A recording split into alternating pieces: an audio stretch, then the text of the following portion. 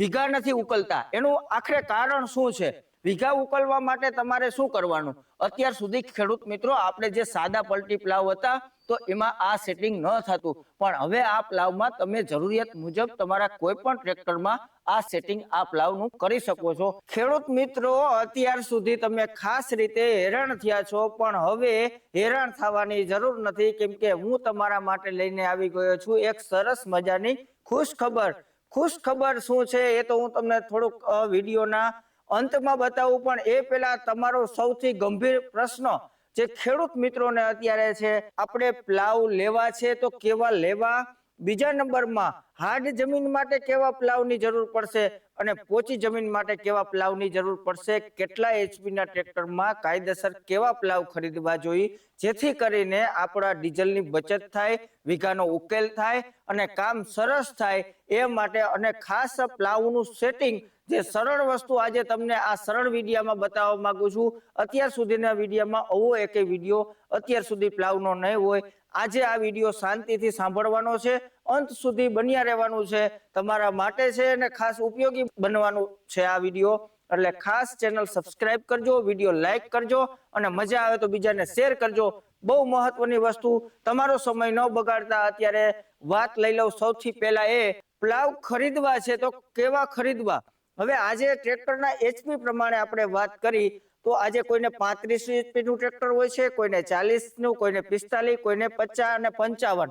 આ રનિંગ આપણા ટ્રેક્ટરના અત્યારે એચપી છે અને લોકો ઉપયોગ કરતા આવે છે.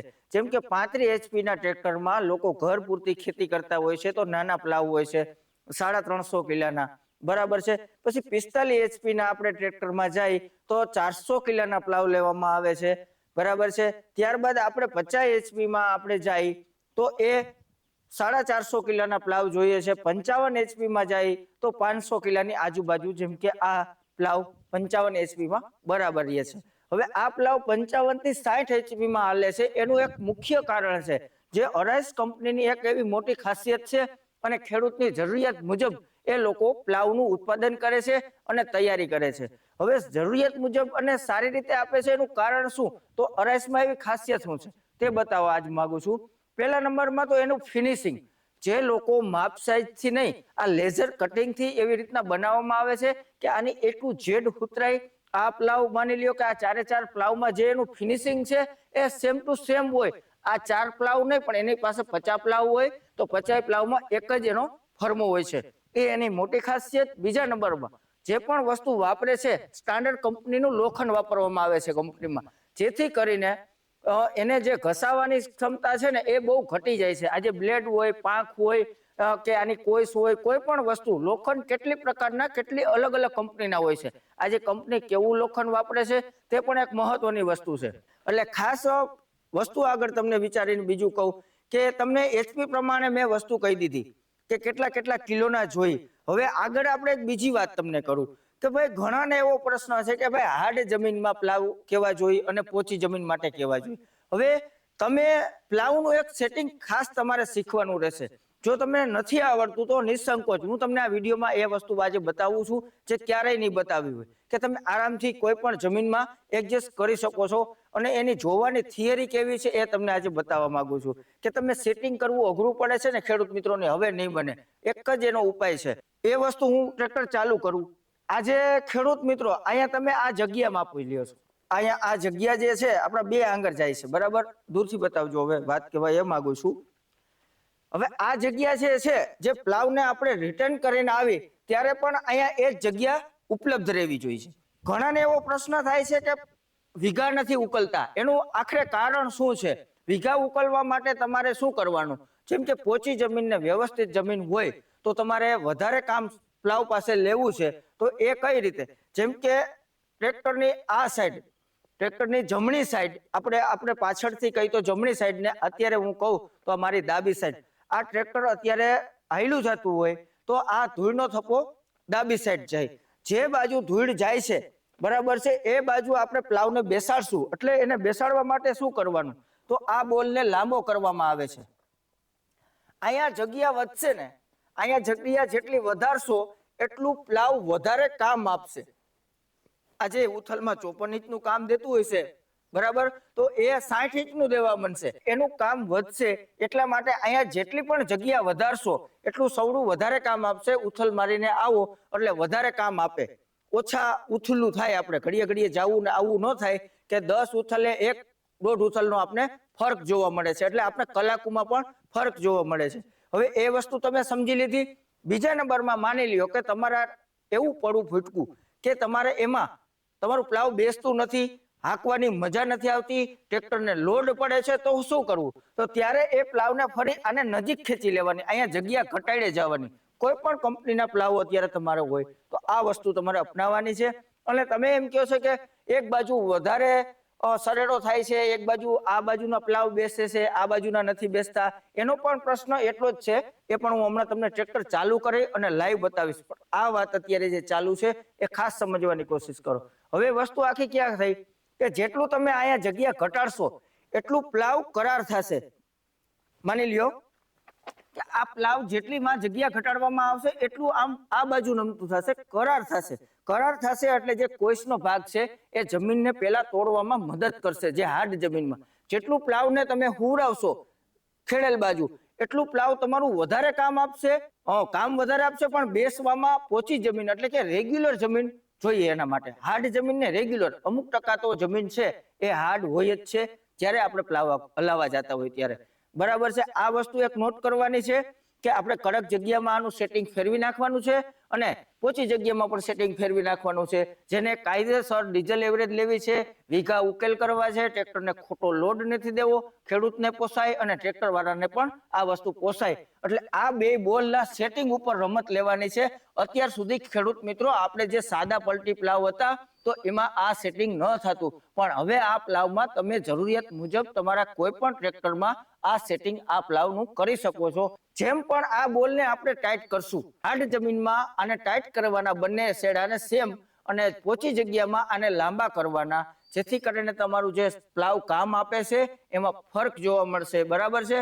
હવે તમે એમ કહો છો એક બાજુ વધારે બેસે, એક બાજુ વધારે આમ સરેડો આમ જાય તો થપ્પો નથી થતી ધૂળ, તો એનું કારણ શું? ધૂળ થપ્પો ન થવાનું કારણ પણ તમારું એક ટ્રેક્ટરનું બાવડું, જે તમારા બાવડા છે એ બરાબર આ જે હાકડું છે એ સેન્ટરમાં જોવા માટે એનું એક વસ્તુ કહું.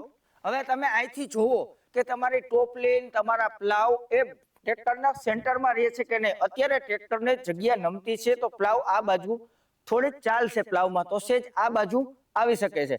આમ કરો તો એટલી જ આ બાજુ ચાલુ હોવી જોઈએ. એટલે માની લ્યો કે જે તે વસ્તુ એની સિસ્ટમ હરખી હોવી જોઈએ, એની ચાલ હોય તો એ વચમાં સ્થિર થવું જોઈએ. બરાબર છે. તમારે આ વસ્તુ એક નોટ કરવાની છે. બીજા નંબરમાં કે તમારું એક જે બાવડું છે એ ઊંચા નીચું હોય તો પણ તમારે એ સરેડાનો પ્રશ્ન આવશે.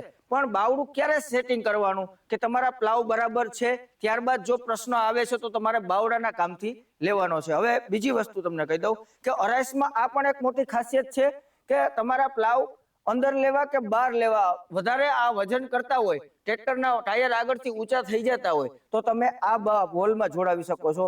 જો તમારું ટ્રેક્ટરને કઈ તકલીફ ના થતી હોય તો આમાં પણ જોડાવી શકો છો. આપણે આ મોટા પ્લાવ છે એટલે આપણે આને આ કામ આના ઉપયોગમાં લઈશું. હાંકવાની આપણે ખાસ મજા આવે છે. અને કંપનીને આપણે સાથે એક એવા ડગરા આપ્યા છે કે જ્યારે આપણે 60 HP નું ટ્રેક્ટર લેશું ત્યારે એક અહીંયા ડગરું લગાડી અને ટ્રેક્ટરની જે ગાડી છે એ મોટી કરી દેવામાં આવશે. એટલે જે અત્યારે આ પ્લાવ ને આ પ્લાવ પાછળ એની વચ્ચે જે જગ્યા છે એમાં પેકિંગ 1 ઇંચના બે બાજુ લગાડી એટલે 12ની ગાડી હોય તો 14ની ગાડી થઈ જાય, 14ની હોય તો 16ની થઈ જાય. એ એના ડગરા લગાડવાથી એ પણ આપણે એડજસ્ટ કરી શકીએ છીએ. અને પાખમાં અહીંયા 2 ઇંચની બ્લેડ લાંબી કરવાનો પણ ઓપ્શન આપ્યો છે કે આપણે બ્લેડ ઘસાઈ જાય, આપણે પ્લાવ મોટા કરવા છે તો અહીંયા બ્લેડ લાંબી કરી દઈ એટલે આપણા આના પ્લાવ 50માં પણ ચાલે છે, 55માં પણ ચાલે છે અને 60માં ચલાવવા હોય તો પણ આ જ પ્લાવ હાલે. આપણે આનો પણ ખર્ચો ન લાગે. અને આટલા હેવી પ્લાવ છે, એમરી વાળી જગ્યામાં ન ચાલતા હોય એટલે આને કાંઈ વર્ષો સુધી કાંઈ થવાનું નથી. હવે આ એટલા હેવી બનાવવામાં આવ્યા છે કે આમાં કોઈ બીજો મેન્ટેનન્સ ખર્ચ નથી આવે એમ. અને બહુ સરસ મજાનું ધ્યાન આપ્યું છે જે આની આ ફિટિંગ કરવામાં છે, આ બોલમાં, આના કોટેશનમાં, કે કોઈ ક્યારેય બગડતી નથી, નીકળી નથી જતી, જેવું જરૂરિયાત મુજબ એમાં ફિનિશિંગ આપ્યું છે. હવે એક વસ્તુ તમને આ સમજાવી દઉં. હવે ખાસ નજર રાખવાની છે કે તમે જોવો કે અહીંયા 2 ઇંચ જગ્યા છે, અહીંયા 2 ઇંચ જગ્યા છે. હવે હું આને પલટી મારવું છું અહીંયા જગ્યા ઘટે છે, અહીંયા એક જ આંગળી જાય છે, બરાબર છે. હવે હું આ પ્લાવને ફેરવું, ફરી દૂર રહેજો.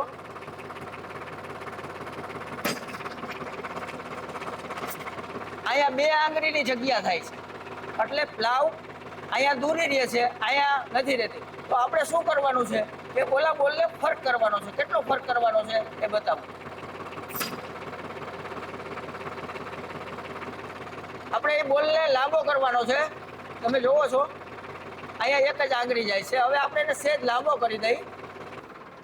આપને કંપની સાથે પાનું પણ આપે છે, જેથી કરીને આપણે આ વસ્તુ ગમે ત્યારે કામ લઈ શકીએ છીએ.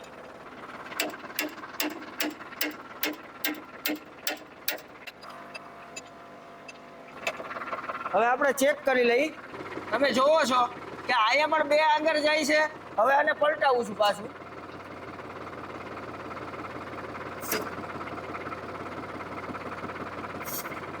અહીંયા પણ 2 આંગળ જાય છે, એટલે આપણું સેટિંગ થઈ ગયું છે. આ રીતે તમારે સેટિંગ કરવાનું છે. હવે આને આ સેફ નટ કહેવાય, જેનાથી ટાઈટ કરી દેવાથી આપણું સેટિંગ બદલે નહીં. આ એક સરસ મજાની સિસ્ટમ કહેવાય, સારી સિસ્ટમ કહેવાય કે આપણે હાર્ડ જમીનમાં પણ ઉપયોગ લઈ શકીએ અને પોચી જગ્યામાં પણ ઉપયોગ લઈ શકીએ. હવે ખેડૂત મિત્રો, જે ખુશ ખબરની વાત એ છે કે અત્યાર સુધી જે આપણે હેરાન થયા અને આપણે લોકોને ખરીદવામાં તકલીફ થતી હતી કે ભાઈ કેવું ખરીદવું જોઈએ, જેમ કે હવે તમારા પ્રશ્નોનું નિવારણ કરું છું. આજે સૌથી મોટી ખુશખબર એ છે કે અમે લોકો તમારા એક સપોર્ટથી ખેડૂત મિત્રોના હું નવી એજન્સી આની ખોલી રહ્યો છું. એમ કે ખેડૂત મોલ કરવા જઈ રહ્યો છું. ખેડૂતોને દરેક વસ્તુ મળી રહે, બરાબર છે, સારી વસ્તુ મળી રહે, રિઝનેબલ ભાવથી મળી રહે.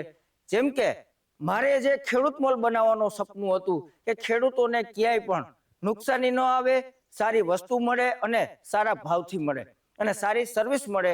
એટલા માટે તમારા સપોર્ટથી આજે ખેડૂત મોલમાં હું અરાઇસ કંપનીના પ્લાવ, રોટાવેટર અને ઘણું બધું તમને જાણવા મળશે, જોવા મળશે. પણ આ પ્લાવ ખરીદવા માટે હું કોન્ટેક્ટ નંબર ડિસ્પ્લે કરું છું. તમારે કોઈ પણ પ્લાવ ખરીદવા હોય, રોટાવેટર ખરીદવું હોય કે તોતા પ્લાવ ખરીદવા હોય, કાંઈ પણ વસ્તુ જો ખરીદવી હોય તો મારા કોન્ટેક્ટ નંબર ઉપર કોન્ટેક્ટ કરજો અને તમને મળી રહેશે. આ એક વસ્તુ એવી છે, આજે જે પણ મેં અત્યાર સુધી વિડીયો બનાવ્યા, ખેડૂતોને કઈ રીતે એનું સોલ્યુશન મળી રહે. મારો કાયમ માટે એવો આગ્રહ હશે કે તમે તકલીફમાંથી બહાર નીકળો અને એનું સોલ્યુશન હું કરું, એવું હું મગજ આખું, એવી ભગવતી સરસ્વતી આપણે દયા કરે અને આવા પ્રશ્નનું નિવારણ આપણે કરી શકીએ. ખેડૂતોને શાંતિથી એ વસ્તુ ઓજાર મારા પાસેથી લઈ જાય તો સારી રીતે એ કામ લઈ શકે, એમાંથી પૈસા બનાવી શકે, તો જ કુદરત આપણે આગળ લઈ આવશે. આ મારી એક નીતિ છે. તમે સમજતા હોય તો ખાસ કરીને આ વિડીયો શેર કરી દો, કારણ કે ખેડૂત મોલ જે એક યુટ્યુબર આજે ચાલુ કરવા જઈ રહ્યો છે અને તમારો કેટલો સપોર્ટ મળે છે, ખાસ એ વસ્તુ જોવાની છે. હવે આગળ તમારો સપોર્ટ હશે એટલે હું આગળ આ વસ્તુમાં વધુ આગળ જઈ શકી અને વધુ સારું અને સસ્તું તમને હું અપનાવું, એવું મારો એક આગ્રહ રહેશે. બસ આ જ મારી ભલામણ છે. હવે આ વિડીયો પસંદ આવ્યો હોય તો લાઇક, શેર અને ચેનલ સબસ્ક્રાઇબ કરો. નવા વિડીયોમાં મળશું, ત્યાં સુધી જય જવાન, જય કિસાન, ભારત માતા કી જય.